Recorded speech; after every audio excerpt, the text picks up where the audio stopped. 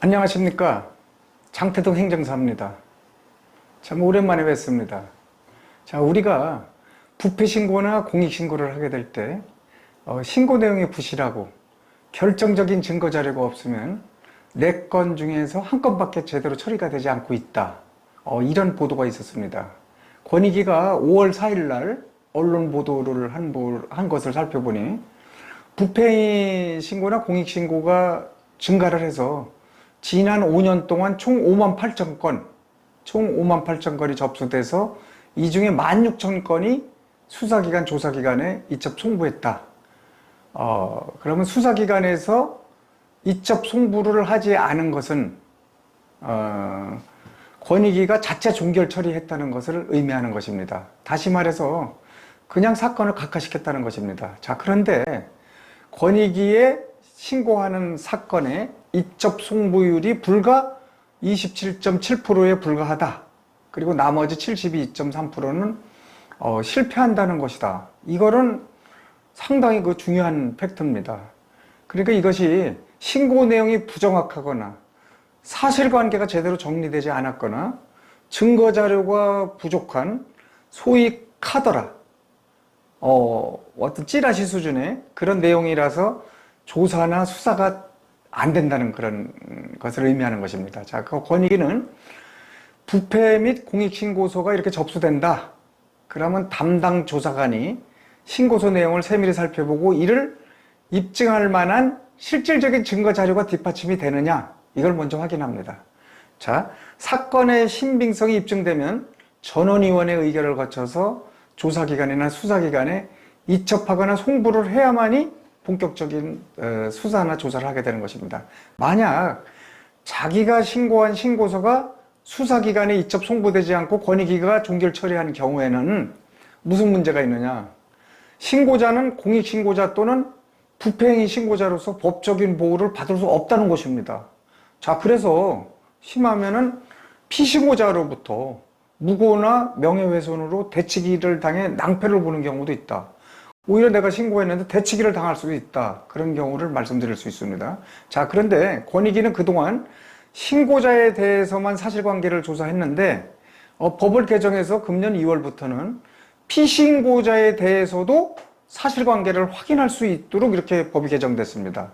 자, 그래서 이게 지금 이제 어느 정도 저는 부작용이 있다고 예상되는데 권익위가 피신고자에게 이렇게 확인하는 과정에서 신고자가 누군지 연상될 수도 있다. 그래서 그만큼 무고나 명예훼손으로 대치기 당할 위험도 높아졌다. 이렇게 이제 말씀드릴 수가 있습니다. 그래서 신고를 할 때는 정확하고 객관적이면서 아주 신중하게 해야 한다.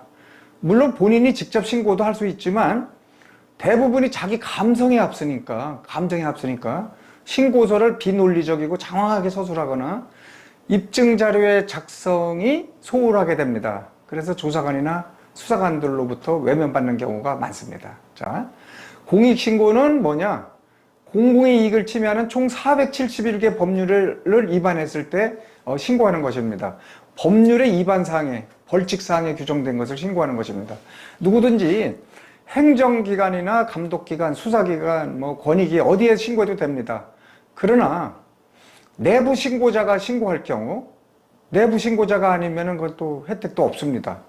부당이득으로 인한 환수금액의 최대 20%까지 보상을 받을 수 있습니다.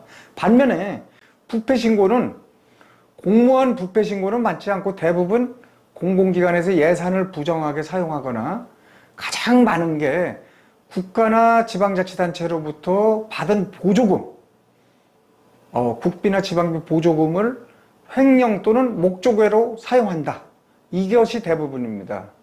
그래서 이제 부패신고는 좋은 것이 환수금액의 최대 30%까지 보상받을 수 있다. 이게 좀 차이가 있죠. 공익신고는 최대 20%까지, 부패신고는 최대 30%까지 보상을 받을 수 있습니다. 자, 이 업무 처리는 처리 경험과 노하우가 가장 중요하다고 할 수 있습니다. 그리고 무엇보다도 신고자의 신분 누설과 신고자가 불이익 처벌을 받지 않도록 세심하게 주의를 기울여야 한다. 정말 세심하게 기울여야 합니다. 많은 사람들이 자신의 신분이 외부에 누설되거나 자기 가족 또는 가족들이 그러니까 자기 가족들이 불이익 처분을 받을까봐 두려워서 부패 신고를 망설이고 있습니다. 그러나 관련 법률이 신고자의 신분 누설과 불이익 처분을 받지 않도록 최대한 보호하고 있다. 그리고 이를 위반 시에는 최대 징역 5년까지 처하도록 규정하고 있기 때문에 대개 누설되지 않는 것이 원칙입니다. 그러나 신고서 작성해서 접수시키고 또 수사기관, 조사기관에 이첩하고 또 거기서 잘못 대응하게 되면 자신도 모르게 신분이 누설되기도 합니다. 공무원이 신분 누설을 안 시켜도 자신도 모르게 어떻게 결과적으로 누설되는 경우도 왕왕 있었습니다.